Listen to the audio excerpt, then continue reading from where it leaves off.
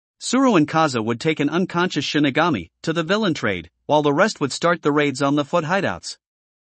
The two sky pirates walked through the halls of a dingy building in the worst part of town, being escorted by two burly men in suits, while carrying Shinigami in a large gym bag.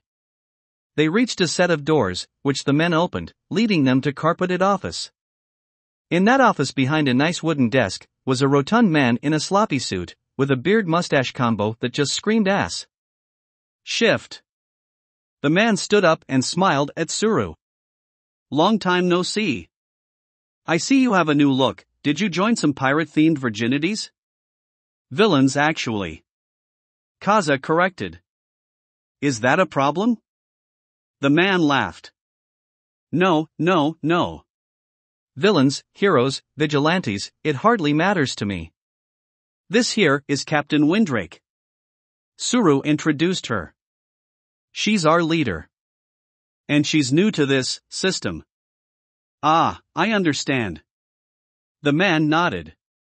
Allow me to explain. The villain trade is a very simple business. You catch a villain, but instead of going to the police, you want to make a bit of cash. You bring them here, and we sell them to heroes who are less than skilled but make up for it with fat wallets. They get the glory, and we get the money. Win-win. That's, how have the other heroes not found out about this? Kaza asked, not fully believing what she just heard. Oh, they have. They just don't do much about it. The man explained. Vigilantes often come here for cash and let the heroes claim the credit for villains they beat. This is good for the heroes because having vigilantes do their jobs for them is rather embarrassing. And can you imagine what would happen if the public found out about this? Ha! They'd be outraged. No. So long as we stay discreet, the heroes don't interfere. Mostly. Ugh, why am I even surprised? Kaza asked, before dropping the bag on the ground. Let's just get this over with. The man snapped his fingers, and a group of men came into the room. Two men in white coats went down and opened the bag, revealing the unconscious Shinigami. The two looked over her, analyzing her while the last guy was on a tablet looking up information. Villain, Shinigami. B ranked. Known accomplice in the UA Sports Festival attack. The man with the tablet explained. She possesses a powerful illusion quirk. She's alive. In good condition too. One of the white-coated men said. No permanent injuries. Wonderful. I think this is the first time you've brought me a villain fully intact shift. The man laughed. And AB rank who participated in such an infamous event. With such an elusive quirk. This one will be quite valuable. Men. Preserve her. We're going to age her for about a year, and make her seem more elusive and hard to catch. Then we sell her off for triple the profit. Ahem. Kaza fake coughed threateningly. Our money. Ah, yes, I get ahead of myself. The man snapped his fingers again, and another man came in with a large briefcase. How does 1 million yen sound? Kaza took the suitcase and opened it, finding stacks and stacks of money inside, before closing it again. Fine. Shift, let's go. With that, the two turned around and left the building as quickly as they could. So, wanna explain yourself? Kaza asked Suru as they walked the streets. I needed to eat, Suru explained, looking slightly ashamed. Kaza sighed. Fair enough. Chapter 180, A Pirate's Life. Ah! Screams. Screams filled the halls of a foot laboratory. The screams of dirty pirates made of paint, and screams of the scientists and ninjas getting assaulted by said paint pirates. Gah!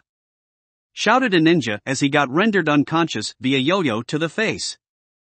Karaki and Subu casually walked through the chaotic halls of the laboratory, with two massive sanhans behind them, courtesy of Subu. They eventually reached a room with a safe in it. Crack! Karaki slammed her yo-yo into the keypad, destroying it instantly, and adding to her quirk's power. Crack! Crack! Crack! Ting! Ting! Clang! Clang! Crunch! Thud!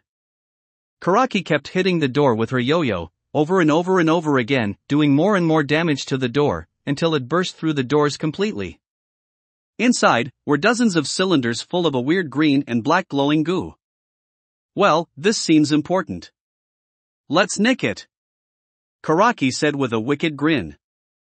Subu used his sand hands to grab all of the cylinders and bring them with him.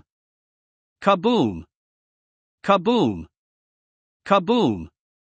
Meanwhile, outside, the cloud splitter was raining down fire on any vehicles trying to escape, while more painted pirates came down on ropes to make sure no stragglers could get through, while other pirates came up, passing up boxes of any valuables they could find. Pai was on the bridge, painting the chaotic scene in front of her with a wistful look on her face. Wonderful!